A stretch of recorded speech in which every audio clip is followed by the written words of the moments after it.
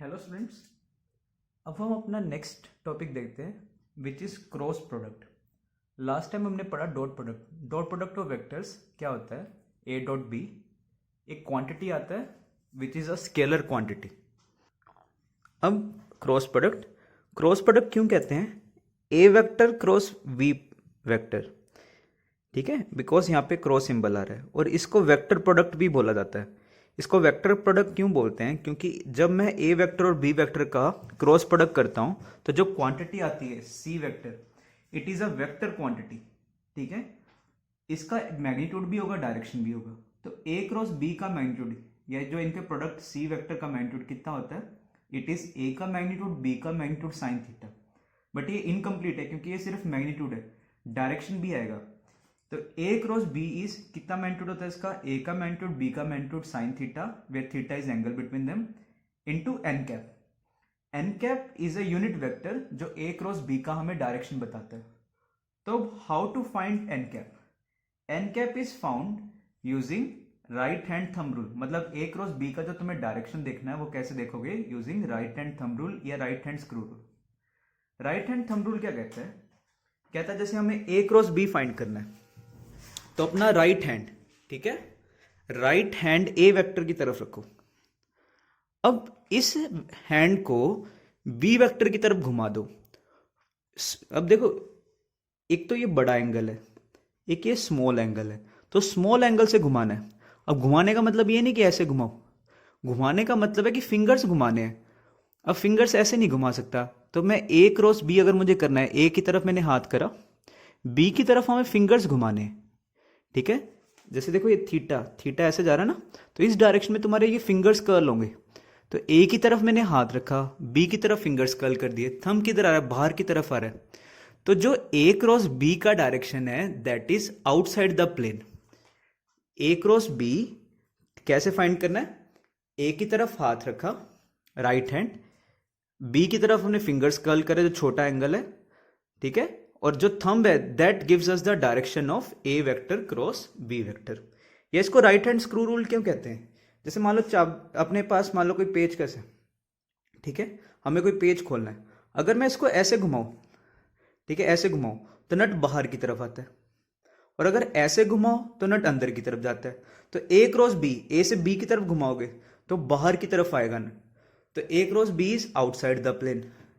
ऐसे अगर मैं बोलूं बी क्रॉस ए, तो बी की तरफ मैंने अपना हाथ रख लिया, ए की तरफ घुमाना है, ए की तरफ कैसे घुमाऊंगा, ऐसे नहीं, ऐसे रखोगे, ठीक है। अगर तुम ऐसे रखते हो, ऐसे भी नहीं घुमाना है तो बड़ा एंगल हो गया, हमें ए की तरफ घुमाना है, अगर ऐसे घुमा रहे हो गलत घुमा रहे हो, ऐसे रखना पड़ेगा तुम्हें हाथ अगर घुमाना है। तो बी की तरफ हाथ किया, ए की तरफ फिंगर्स कर्ल कर लिए, थंब किधर आ रहा है, अंदर की तरफ, तो B cross A is inside the plane. या अगर मैं स्क्रू को ऐसे घुमाऊं तो वो अंदर की तरफ जाता है। तो इसका डायरेक्शन कैसे फाइंड करना है, एन कैप का direction is found using right hand thumb rule, ठीक है। N cap is a unit vector perpendicular to both A vector and B vector. जो ए क्रॉस बी आता है, A cross B is perpendicular to, A cross B is perpendicular to both A vector and B vector. In fact ये जो ए और B का जो plane है ना, ये पूरे प्लेन के ही परपेंडिकुलर है। कोई भी दो वेक्टर्स एक प्लेन बनाते हैं तो it is perpendicular to plane of A vector and B vector. इस प्लेन में जो भी वेक्टर लाई करेगा ए और बी के, उसके सबके परपेंडिकुलर होगा। तो क्या ए क्रॉस बी और बी क्रॉस ए बराबर होते हैं, answer is no. A cross B किधर आ रहा है, outside the plane, and B cross A is inside the plane. दोनों का मैग्नीट्यूड सेम है, A cross B is A का मैग्नीट्यूड बी का magnitude sine theta, B cross A B का मैग्नीट्यूड ए का मैग्नीट्यूड साइन थीटा, ये तो बराबर है। तो magnitude of A cross B and B cross is same but direction is opposite. तो इसलिए ए क्रॉस बी और बी क्रॉस ए बराबर नहीं होते। A cross B is minus of B cross A, तो ये कॉम्यूटेटिव नहीं है। Vector product is not commutative. अब इसके कुछ स्पेशल केसेस करते हैं। अगर इनमें एंगल हो 0 डिग्री या 180 डिग्री, तो A vector cross B vector क्या आएगा, इसका मैग्नीट्यूड कितना होगा, A B sine 0, it is 0, A B sine 180 it is also 0। तो मैग्नीट्यूड तो आएगा 0 और डायरेक्शन कोई भी रैंडम डायरेक्शन ले लो फिर तो A vector cross B vector is 0 vector, क्योंकि इसका मैग्नीट्यूड कितना होता है 0। तो मतलब अगर कोई दो वेक्टर्स पैरेलल हैं या दो वेक्टर्स एंटी पैरेलल हैं, उनका जो क्रॉस प्रोडक्ट होगा वो कितना होगा 0। तो जैसे ए वेक्टर है, ये बी वेक्टर है, तो अगर हमें जैसे प्रूव करना हो कि दो वेक्टर्स परपेंडिकुलर है, कैसे करते थे, उनका डॉट प्रोडक्ट 0 करते थे। तो अगर हमें प्रूव करना है कि ये पैरेलल है या एंटी पैरेलल है, क्या करेंगे, इनका क्रॉस प्रोडक्ट 0 करेंगे। बट वो बहुत लेंदी पड़ता है क्रॉस प्रोडक्ट 0 करना। उससे एक छोटा टेक्निक समझा रहा हूँ। जैसे मान लो ये ए वेक्टर है 3 आई कैप 4 जे कैप 1 के कैप, बी वेक्टर है 6 आई कैप 8 जे कैप 2 के कैप। क्या मैं बी वेक्टर को ए वेक्टर की टर्म में लिख सकता हूँ कि B vector is 2 times A vector? देखो सारी टर्म्स ट्वाइस हैं, यस। तो इससे मुझे क्या समझ आ रहा है कि ये दोनों वेक्टर्स पैरेलल है और बी का मैग्नीट्यूड ए से ट्वाइस है, डायरेक्शन सेम है। तो अगर दो वेक्टर्स पैरेलल होंगे तो उनका जो एक्स कंपोनेंट का रेशो, वाई का रेशो और जेड का रेशो वो सेम होता है। और अगर ये पॉजिटिव है रेशो, ठीक है, ये रेशो अगर पॉजिटिव है तो मतलब वो पैरेलल है, और अगर ये रेशो नेगेटिव है तो वो क्या है, एंटी पैरेलल। एग्जाम्पल लेते हैं इसका। फॉर एग्जाम्पल जैसे ए vector is 1 I cap minus +2 J cap -3 K cap. तो ए वेक्टर हमें दे दिया, बी वेक्टर दिया -4 I cap P J cap Q K cap. हमें ना पी और क्यू का वैल्यू फाइंड करना है। अगर ये वेक्टर उसने बोल रखा है ये पैरेलल है, तो अगर ये पैरेलल है इनका रेशो क्या होना चाहिए, सेम होना चाहिए। तो 1/-4 is equal to 2/p is equal to -3/q। तो यहाँ से सॉल्व कर लो। तो 2/p is equal to -1/4, p कितना आ गया -8, एंड ये -1/4 इज -3/q, तो q कितना आ गया 12। और ये जो रेशो आ रहा है ये नेगेटिव आ रहा है, कितना आ रहा है -1/4। तो ये पैरेलल होंगे या एंटी पैरेलल होंगे, this will be anti parallel.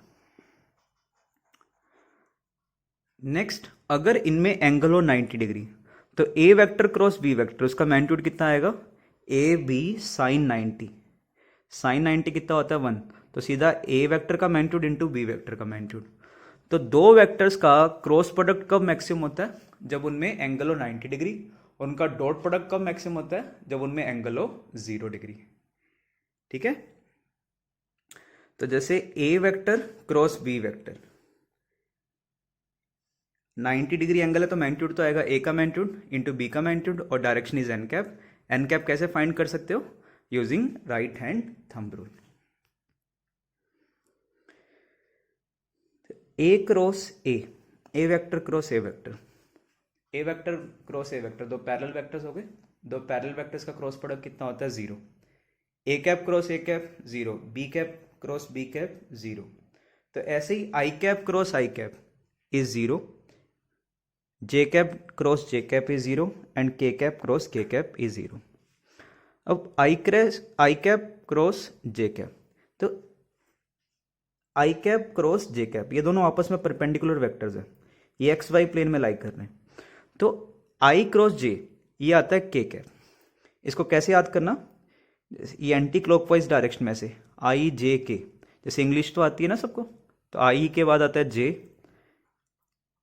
फिर के, फिर वापिस आई, है ना, ऐसा है, इस तरीके से सीक्वेंस है। तो आई क्रॉस जे ये क्या हो गया, प्लस के, जे क्रॉस के प्लस आई एंड के क्रॉस आई प्लस जे। और अगर ये साइकिल उल्टा चला दो, तो जैसे आई क्रॉस जे मैं कैसे याद रखता हूं, देखो आई इंटू जे, आई क्रॉस जे आएगा तो के, है ना। अब प्लस के या माइनस के, आई जे सही सीक्वेंस है, इंग्लिश में ऐसे आता है आई जे के, तो प्लस के आएगा। और जे क्रॉस आई ये उल्टी इंग्लिश स्टार्ट कर दी, तो इट इज माइनस के। तो आई cross J is K, J cross I is minus K. ऐसे मैंने बताया ना, A cross B is minus of B cross A. तो अगर आई क्रॉस जे प्लस के है तो जे क्रॉस आई माइनस के होना चाहिए। सिमिलरली जे क्रॉस के, जे के ये सही आई जे के आता है ना, तो जे के करेक्ट फॉर्म, तो जे क्रॉस के इज आई, के क्रॉस जे इज माइनस आई, ऐसे ही के cross I is plus J, I cross के इज माइनस जे, ये हमें याद करना है। तो कभी भी ना जब हम एक्सिस बनाते हैं कोई भी, तो दो एक्सिस तो तुम्हारी मर्जी है। जैसे ये एक्स वाई जेड, चेक करो एक्स क्रॉस वाई जेड आना चाहिए। एक्स की तरफ मैंने हाथ किया, वाई की तरफ घुमाया, एक्स क्रॉस वाई जेड बाहर की तरफ आ रहा है। तो यहाँ पे ना अगर मैं जेड ऐसे बना रहा हूँ, इसका मतलब ये नहीं कि जेड इस डायरेक्शन में, ये रिप्रेजेंट करता है कि जेड बाहर की तरफ है, आउटसाइड द प्लेन है। और अगर मैं इसके ऐसे बनाता हूँ, इसका मतलब होता है कि अंदर की तरफ है। तो कोई भी दो एक्सिस तो तुम्हारी मर्जी है, थर्ड एक्सिस फिक्स होता है। चेक करो Y cross Z, Y cross Z या जे क्रॉस के, ये प्लस आई आना चाहिए। अगर मैं वाई की तरफ हाथ किया, किस तरफ घुमाना है, जेड की तरफ। जेड इस साइड नहीं है, जेड ये बाहर की तरफ है, तो वाई की तरफ हाथ किया, ठीक है, और जेड की तरफ घुमा दिया। तो वाई क्रॉस जेड या जे क्रॉस के प्लस आई की तरफ आना चाहिए। समझ आ रहा है? तो इस तरीके से तुम चेक कर सकते हो। के क्रॉस आई, के की तरफ हाथ किया मतलब जेड की तरफ हाथ किया ऊपर की तरफ, और आई की तरफ घुमा दिया, आई एक्स की तरफ है तो एक्स की तरफ घुमा दिया, तो के क्रॉस आई प्लस जे की तरफ आ रहा है। सिमिलरली जैसे ये एक्सिस है एक्स क्रॉस वाई, तो कोई भी दो एक्सिस तुम्हारी मर्जी, मान लो मैंने एक्स इधर चूज कर लिया, वाई इधर चूज कर लिया, तो जेड किधर आएगा, एक्स की तरफ हाथ किया, वाई की तरफ घुमाया तो ऊपर की तरफ, तो जेड एक्सिस बाहर की तरफ होनी चाहिए। ठीक है, ऐसे कैसे भी चेक कर सकते हो। जैसे एक्स क्रॉस वाई, एक्स की तरफ हाथ किया, वाई की तरफ घुमा दिया, जेड अंदर की तरफ होना चाहिए। तो इस टाइप से क्वेश्चन आ जाते हैं कई बार हमें, तो मैं 3-4 कोऑर्डिनेट एक्सिस बना देगा, बोल देगा कौन सा करेक्ट है यूजिंग राइट हैंड रूल। तो राइट हैंड से चेक करना, जैसे जेड और एक्स दे दिया, ठीक है, तो के क्रॉस आई, के की तरफ हाथ किया, क्रॉस आई, ये जे आता है, तो प्लस जे अंदर की तरफ है या वाई एक्सिस अंदर की तरफ होगा। तो जैसे मैंने डॉट प्रोडक्ट में सिखाया था, क्रॉस में भी 3a vector cross 2b vector, इनका तो सीधा मल्टीप्लाई करो, ये 6 टाइम्स a क्रॉस b, ऐसी 3i cap cross 2j cap, तो ये कितना हो गया 6 time i cross j, that is 6k cap. इसका यूज बताता हूं तुम्हें, तुम ये यूज कर चुके हो 10th में। याद है, अगर एक करंट कैरिंग वायर था, मान लो वो आई करंट कैरी कर रहा है, उस पर तुम्हें फोर्स बताना होता था, तुम फ्लेमिंग्स का लेफ्ट हैंड रूल यूज करते थे। क्या था वो rule, father mother child, father mother child, force magnetic field current. जैसे करंट कैरिंग वायर है, आई करंट कैरी कर रहा है, मान लो ऊपर की तरफ मैग्नेटिक फील्ड है, तो फोर्स किधर आएगा, बाहर की तरफ आ जाएगा, आउटसाइड द प्लेन। नहीं तो इसका तुम्हें फॉर्मूला बता रहा हूँ, force is I into L cross B. यहाँ पे ना एल एक वेक्टर है, क्योंकि करंट तो वेक्टर नहीं होता, करंट को तो वेक्टर नहीं बना सकते, हम क्या करते हैं लेंथ को वेक्टर बना देते हैं। इसका डायरेक्शन किधर होता है, इन डायरेक्शन ऑफ करंट। तो एल क्रॉस बी का मुझे डायरेक्शन चेक करो, करंट की डायरेक्शन में हाथ करो, ये एल वेक्टर है पहले, जो वेक्टर पहले ना ए क्रॉस बी, तो ए की तरफ हाथ करना है, तो ऐसी L vector cross B vector, L vector current की डायरेक्शन में, करंट की डायरेक्शन में हाथ किया, मैग्नेटिक फील्ड किधर है, मैग्नेटिक फील्ड की तरफ घुमा दिया। फ्लेमिंग में लेफ्ट हैंड रूल था, यहाँ पे हमारा राइट हैंड रूल है, ठीक है, करंट की तरफ हाथ किया, मैग्नेटिक फील्ड की तरफ घुमा दिया, थंब बाहर आ रहा है, तो इस पर फोर्स बाहर की तरफ लगेगा। तो इस तरीके से हम वेक्टर प्रोडक्ट का यूज करेंगे। अब इसको सोल्व कैसे करना है, जैसे मैंने तुम्हें दिया कि A vector is 1 I cap plus 2 J cap and B vector is 3 I cap minus 1 J cap, इनका क्रॉस करना है। तो जैसे हम एक एक करके वहां पे क्रॉस कर रहे थे ना, सिमिलरली वैसे यहाँ पे करो। तो पहले ए वेक्टर क्रॉस, फिर बी वेक्टर, जैसे 1 आई कैप इंटू 3 आई कैप, तो 1 into 3 3 into I cap cross I cap, फिर 1 आई कैप इंटू 1 आई cap cross minus 1 J cap, 1 into minus 1 हो गया -1 इंटू आई कैप क्रॉस जे कैप, फिर 2 जे कैप क्रॉस 3 आई कैप, ये हो गया 6 into जे cross आई, ऐसे 2 जे cap into cross -1 J cap, तो ये हो गया -2 इंटू जे क्रॉस जे, ये कितना हो गया आई क्रॉस आई 0, जे क्रॉस जे ये भी कितना हो गया 0, आई क्रॉस जे ये करेक्ट सीक्वेंस है तो प्लस के कैप, तो आ गया -1 के कैप, जे क्रॉस आई ये उल्टा सीक्वेंस है तो ये माइनस के कैप होगा, तो ये कितना आ गया हमारे पास -7 के कैप। ऐसे अगर 3 का हो, 3 का भी कर सकते हो, ठीक है, दिस क्रॉस दिस, तो आगे से ना ये आई क्रॉस आई मत करना क्योंकि कट ही जाता है, तो पहला ये टर्म कट जाएगा, आई क्रॉस आई 0 हो जाएगा। फिर ऐसे इसका सेकंड के साथ करोगे, देखो पहले टर्म के साथ करोगे 1 इंटू -1, आई क्रॉस आई 0। फिर कैसे करोगे 1 का इसके साथ, तो 2 इंटू आई क्रॉस से, फिर इसके साथ 1 इंटू 3, 3 इंटू आई क्रॉस के। ऐसे फिर नेक्स्ट 2 इंटू -1, -2 इंटू जे क्रॉस आई। नेक्स्ट 2 इंटू 2, 4 टाइम्स जे क्रॉस जे, 6 टाइम जे क्रॉस के। ऐसे ही 1 इंटू -1 के क्रॉस आई, 2 के क्रॉस जे, 3 के क्रॉस के क्रॉस के 0 हो गया, जे क्रॉस जे 0 हो गया और ये 0 हो गया। क्या बच गया 2 आई क्रॉस जे, आई जे करेक्ट सीक्वेंस है तो ये के कैप हो गया, तो 2 के कैप। 3 इंटू आई कैप क्रॉस के कैप, आई के ये होता है आई जे के आई, तो के आई करेक्ट सीक्वेंस है, आई के उल्टा है तो ये कितना होगा माइनस जे। जे क्रॉस आई ये उल्टा सीक्वेंस है तो माइनस के। जे क्रॉस के करेक्ट सीक्वेंस आई जे के, तो ये आएगा आई, तो 6 आई कैप। के क्रॉस आई करेक्ट सीक्वेंस है आई जे के आई, ठीक है, तो ये प्लस जे। के क्रॉस जे ये गलत सीक्वेंस है माइनस आई। जैसे अब के और जे आ रहा है ना, मुझे पता है कि थर्ड टर्म ही आएगा क्योंकि जो दो वेक्टर्स का क्रॉस प्रोडक्ट होता है दोनों के परपेंडिकुलर आता है। अब कौन सी डायरेक्शन में आ रहा है, के क्रॉस जे ये कितना आ गया तुम्हारे पास, ये आएगा माइनस आई, ठीक है। तो इनका आगे सम कर लो, के को के से ऐड करना, 2 के कैप प्लस 2 के कैप हो गया 4 के कैप। आई कैप में देखो 6 आई cap minus 2 I cap 4 I cap, minus 3 J cap minus 1 J cap, ठीक है, it is minus 4 J cap. इसको सोल्व करने का एक और तरीका है, that is called determinant rule. तो डिटर्मिनेंट मैंने पहले सिखाया था, डिटर्मिनेंट कैसे करते हैं।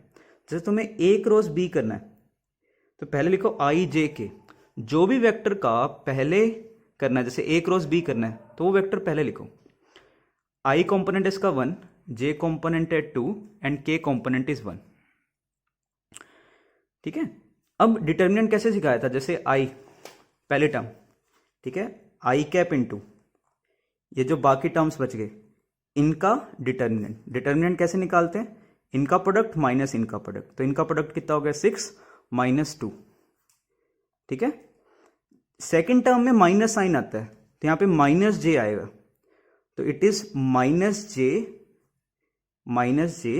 कितना आ गया डिटर्मिनेंट 3 माइनस 1, तो ये कितना हो गया 3 माइनस -1 इट इज 4, तो -4 जे कैप।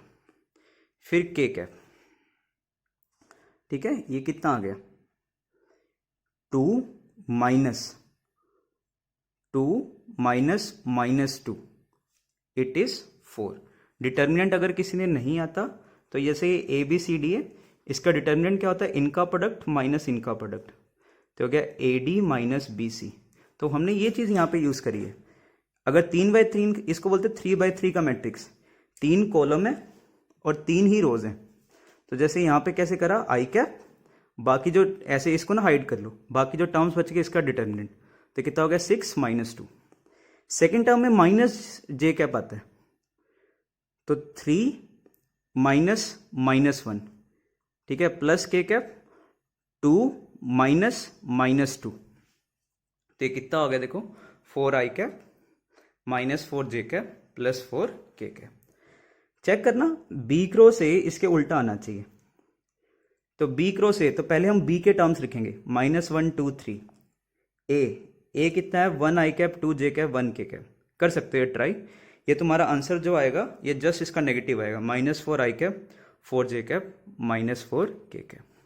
जैसे हमें इसका डिटर्मिनेंट निकालना है यूजिंग डिटर्मिनेंट रूल, कैसे करना, a vector is a cross b, ठीक है, ये फर्स्ट क्वेश्चन के लिए, ये सेकंड का था, ये फर्स्ट के लिए। कैसे करोगे, पहले ए के टर्म्स रख लिए, 1 आई cap 2 J cap it is 0 k cap, next 3 I cap -1 के जे कैप 0 के कैप। आई कैप में जब करोगे ये हाइड कर लिया, कितना हो गया 0 -0, जे कैप में करा 0 -0, सिर्फ के कैप के टर्म्स आएंगे, कितने -1 -6, ठीक है, तो ये कितना हो गया -7 ठीक है, नेक्स्ट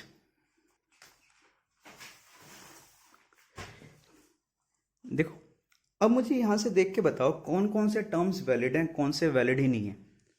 जैसे ए vector dot b vector dot c vector, क्या ये टर्म वैलिड है?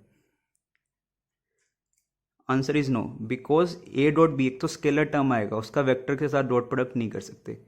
A cross b cross c, yes this is valid. क्यों? ए क्रॉस बी एक वेक्टर आता है, उसका सी वेक्टर के साथ तुम क्रॉस प्रोडक्ट कर रहे हो, तो yes it is true. Next, A cross B dot C, एक वेक्टर आएगा, इसका इस वेक्टर के साथ डॉट प्रोडक्ट, तो दो वेक्टर्स का डॉट प्रोडक्ट तो कर सकते हो। तो a plus b dot c ये कितना होता है? It is a dot c plus b dot c. अगर हमसे कोई पूछे a vector plus b vector cross c, तो ये कितना आएगा? A cross c plus b cross c. A cross B dot a vector cross B vector, ये एक वेक्टर आता है जो ए के भी परपेंडिकुलर है एंड बी के भी परपेंडिकुलर है। तो ए क्रॉस बी एक वेक्टर आएगा जो ए के परपेंडिकुलर है, तो ये वेक्टर जो भी आ रहा है ये ए के परपेंडिकुलर है, तो इस वेक्टर का इसके साथ डॉट प्रोडक्ट, दो परपेंडिकुलर वेक्टर्स का डॉट प्रोडक्ट होता है 0, तो इस वेक्टर का इसके साथ डॉट प्रोडक्ट कितना होगा? 0। इसका बी के साथ भी डॉट प्रोडक्ट कितना होगा? 0। इवन ए और बी के प्लेन में जो भी वेक्टर लाई करेगा, ए और बी दो, कोई भी दो वेक्टर्स एक प्लेन बनाते हैं, इस प्लेन में जो भी वेक्टर लाई करेगा ए क्रॉस बी उसके परपेंडिकुलर होगा। तो जैसे दो वेक्टर्स का एडिशन आता है वो भी इसी प्लेन में आता है, क्योंकि हम पैरेललोग्राम बनाते हैं ना, तो ये तो इसी प्लेन में, तो इसके साथ भी इसका डॉट प्रोडक्ट 0। वेक्टर सब्ट्रैक्शन कर लो, जैसे ए माइनस बी, इसके साथ भी डॉट प्रोडक्ट 0। तो इस प्लेन में जो भी वेक्टर होगा उस सबके साथ इसका डॉट प्रोडक्ट कितना होगा? 0। जैसे मैं तुम्हें दूं कि A vector cross B vector, इसका मैग्नीट्यूड है ए बी बाई 2। मैं बोलूँ ए और बी में मैग्नीट्यूड एंगल बताओ कितना होगा, तुम लिखोगे a is equal to a B sine theta, तो साइन थीटा कितना आ गया? 1/2। ठीक है, अब थीटा क्या क्या हो सकता है? एक तो 30 डिग्री, ध्यान रखो 150 डिग्री भी हो सकता है, बिकॉज साइन 150 और साइन 30, साइन 150 भी पॉजिटिव आता है। ऐसी अगर मैं बोलूं A dot B is minus A B by 2, ये तो मैग्नीट्यूड है ना, ये तो हमेशा ही पॉजिटिव होगा। मैं बोलूं minus A B by 2, it is A B cos theta. ठीक है, a dot b a B cos theta ही होता है, तो कोस थीटा कितना आ गया यहां से? -1/2। कॉस ऑफ 60 होता है +1/2, ये 180 माइनस 60 रहा होगा, ये 120 डिग्री है। ऐसी अगर मैं बोलूं ए डॉट बी का मैग्नीट्यूड, ए डॉट बी तो एक स्केलर टर्म है, उसका मैग्नीट्यूड मान लो मैंने दो दिया इज ए बी बाई 2, और ठीक है, और तुम्हें दिया A dot B is A B by 2, इन दोनों में फर्क है।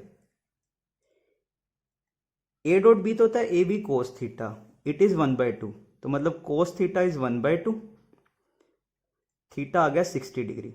बट अगर मैंने बोला ए बी का मोड, ए बी का मोड क्या होता है? ए बी कोस थीटा का मोड। ठीक है, तो इससे तुम्हारे पास आएगा कि क्योंकि ए और बी तो पॉजिटिव ही होते हैं, तो इसका मतलब है कोस थीटा का मैग्नीट्यूड 1/2 है, कोस थीटा का मैग्नीट्यूड इज 1/2। अब ये कोस थीटा +1/2 भी हो सकता है, जैसे +4 है उसका मैग्नीट्यूड भी +4 होता है, -4 है उसका मैग्नीट्यूड भी।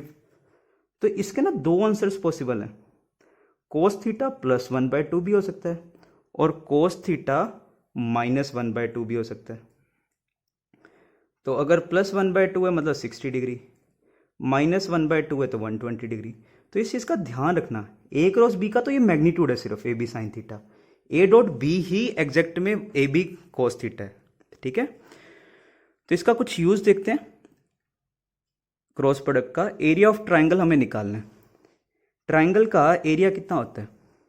It's area is A B sine theta, where theta is angle between A and B, है ना। ये कैसे निकाल सकते हो? देखो एरिया वैसे क्या होता है, half into base into height. जैसे बेस तो हो गया ए, ये हाइट कितना होगा, इस ट्राइंगल में देखो हाइपोटेनियस है बी, तो ये वाली साइड कितनी होगी, it is B sine theta, तो हाइट होगी बी साइन थीटा, तो area is half A B sine theta, तो या half into A cross B उसका magnitude. What is area of parallelogram, अगर किसी को इसका फॉर्मूला पता हो, it is A B sine theta. कैसे प्रूव कर सकते हो, ये ना दो ट्राइंगल्स बना लो, इस ट्राइंगल का एरिया अभी हमने करा a half A B sine theta, इसका भी half A B sine theta, total a B sine theta, या it is a cross B का magnitude. Next is area of a cube और अ पैरेललोपाइप। ये ना 3D फिगर आ गया हमारे पास। 3D figure का एरिया क्या होता है, देखो जैसे length into width into height. अब हमें देखना है क्रॉस प्रोडक्ट करना है, डॉट प्रोडक्ट करना है, कैसे करना है। पहले क्यूब के लिए देखो या क्यूबॉइड के लिए देख लो। चलो मान लो ये लेंथ है, ये विड्थ है, ठीक है, मान लो इनमें 90 डिग्री एंगल है, तो डॉट करोगे तो जीरो ही हो जाएगा। तो इसका तो आता है क्रॉस, पहले तो इसका एरिया लिखो, एरिया इंटू हाइट, ये एरिया कितना हो गया, ठीक है, किसी पैरेललोग्राम का, स्क्वायर का, ठीक है, रेक्टेंगल का, रोम्बस का, किसी भी चीज का निकाल सकते हो। तो पहले इसका एरिया क्या आएगा, it is L vector cross B vector, ये तो एरिया हो गया। अब इनटू हाइट करना है, तो डॉट हाइट करें या क्रॉस हाइट करें।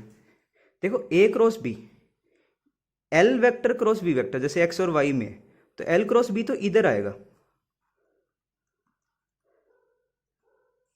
अब हाइट का जो इस डायरेक्शन में कंपोनेंट है हमें वो लेना है, ठीक है। तो अगर तुमने क्रॉस कर दिया तो हाइट भी इधर है, एल क्रॉस बी भी इधर है, इनका तो क्रॉस प्रोडक्ट जीरो हो जाएगा क्योंकि दो पैरेलल वेक्टर्स हैं। तो इसका इसके साथ डॉट होता है, तो ये इसका फॉर्मूला है वॉल्यूम का, volume of a parallel, sorry volume of a parallelepiped. Parallelepiped क्या होता है, जैसे क्यूब का पहले it is l cross b cross s, cuboid का। पैरेललोपाइप भी कुछ इसी टाइप का फिगर होता है, इसके ऑपोजिट साइड पैरेलल होते हैं, बस ये जो एंगल है ना ये परपेंडिकुलर नहीं होता, ये किसी एंगल पे रहता है, ऐसा कुछ फिगर रहता है ये। तो इसका वॉल्यूम, तो ये फॉर्मूला है, ये तुम्हें याद करना है डायरेक्टली। नेक्स्ट हमारा है लेमिस थ्योरम।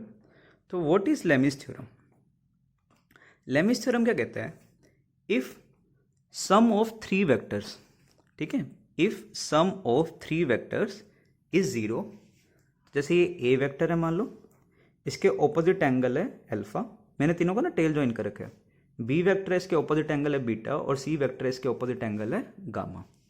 तो इफ थ्री वेक्टर्स का सम जीरो है, ठीक है, पहली बात ये किसके लिए वैलिड है, only for three vectors. And second point, इनका रिजल्टेंट, इनका वेक्टर सम कितना होना चाहिए, जीरो। तो ये सिर्फ तभी लगा सकते हो। तो क्या कहता है, ए का magnitude by sine alpha, B का magnitude by sine beta, C का magnitude by sine gamma, that should be equal. इसका प्रूफ कैसे करोगे, देखो अगर कोई भी, जैसे तीन वेक्टर्स हैं, तीन वेक्टर्स का सम जीरो कैसे होगा, ये ना एक ट्राइंगल फॉर्म करनी चाहिए, जैसे मैं ए वेक्टर रखूं, फिर बी, फिर सी, तो रिजल्टेंट डिस्प्लेसमेंट या रिजल्टेंट इनका होना चाहिए जीरो, तभी हो सकता है जब ये यहां तक ज्वाइन हो जाए। पॉलीगन लॉ से बताते ना, जैसे ए vector, B vector, C vector, तो ये इनका सम था, तो अगर तीन वेक्टर्स का सम जीरो है तो ये यहां तक पूरा क्लोज हो जाना चाहिए, तो एक ट्रायंगल फॉर्म करना चाहिए। तो जैसे मैंने मान लो पहले ए वेक्टर उठा लिया, बी वेक्टर इसके साथ कितना एंगल फॉर्म कर रहा है, ये ए वेक्टर जा रहा है, ए के साथ B vector gamma angle form कर रहा है, तो ये एंगल गामा होगा, ये ए इधर जा रहा है। ऐसे बी के साथ सी कितना फॉर्म कर रहा है, वी का डायरेक्शन हो गया, सी इधर आ रहा है गामा, और सी ए के साथ कितना एंगल फॉर्म कर रहा है, बीटा। तो अगर ये एंगल गामा है, ये कितना होगा, 180 माइनस गामा, ये अल्फा है 180 माइनस अल्फा, और ये अगर बीटा है दिस, अगर ये बीटा है तो ये एंगल कितना होगा, 180 माइनस बीटा। फिर ना मैंने एक ट्राइंगल्स का साइन रूल बताया था, क्या था साइन रूल, अगर एक ट्राइंगल है उसका ये साइड्स हैं ए बी और सी, और ऑपोजिट एंगल है capital A, capital C, capital B, तो a by sine A should be equals to b by sine B should be equal to c by sine C. तो ऐसे यहाँ पे इसका magnitude अगर ए है, इसके ऑपोजिट एंगल कितना है 180 माइनस अल्फा, तो a upon sine 180 minus alpha is equal to b upon sine 180 minus beta, c इसका magnitude c upon sine 180 minus gamma. Sine 180 minus theta is sine theta, तो यहाँ से हम इसका प्रूव कर सकते हैं।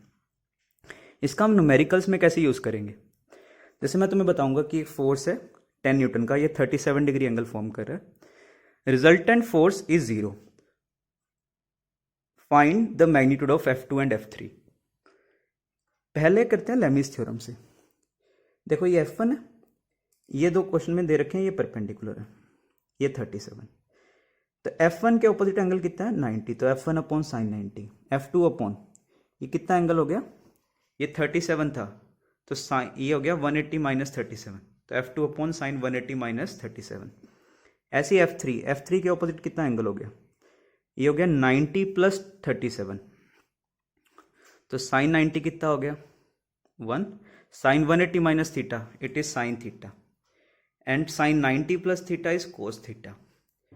F1 का मैग्नीट्यूड दे रखा है 10, ठीक है, यहाँ से सोल्व कर लो, तो F2 कितना आ जाएगा 10 साइन 37, साइन 37 इज 3/5, तो ये आ गया 6। ऐसी F3 कितना आ गया 10 कोस 37, कोस 37 इज 4/5, तो ये कितना आ गया 8। इसको करने का सेकंड मेथड देखो, जैसे ये F1 है, ये है 10 मैग्नीट्यूड का, इसके कंपोनेंट्स क्या क्या आएंगे, 10 कोस 37 जे कैप, 10 साइन 37 माइनस आई कैप, ठीक है। ऐसी ये जो F2 वेक्टर है, इसका मैग्नीट्यूड है F2 और किस डायरेक्शन में है आई कैप में, तो F2 is F2 I cap. ऐसी F3 वेक्टर क्या है माइनस F3 जे कैप, इनका सबका सम कितना होना चाहिए, इन सबका सम होना चाहिए 0, क्योंकि इनका रिजल्टेंट 0 है, ठीक है। या क्वेश्चन में बोल सकता है कि इक्विलिब्रियम में, इक्विलिब्रियम का मतलब ही क्या होता है कि नेट फोर्स 0, तो F1 plus F2 plus F3, तो जब इनको एडिशन करोगे तो I को I से ऐड करते हैं, F2 माइनस 6 आई कैप प्लस 8 माइनस F3 जे कैप, और अगर ये 0 है तो इसका x कॉम्पोनेंट भी 0 होना चाहिए, y भी और z भी, तो F2 should be equal to 6 and F3 should be equals to 8। या एक काम करो, देखो इसके कंपोनेंट्स ले लो, इधर कौन सा कंपोनेंट आ गया 10 cos 37 दैट इज 8, और इस साइड आ गया 6, और ये F2 ये F3। अगर मैं कह रहा हूं इनका रिजल्टेंट 0 है तो F3 8 को बैलेंस करना चाहिए और F2 किसको बैलेंस करना चाहिए 6 को, तो F2 is equal to 6, F3 is equal to 8।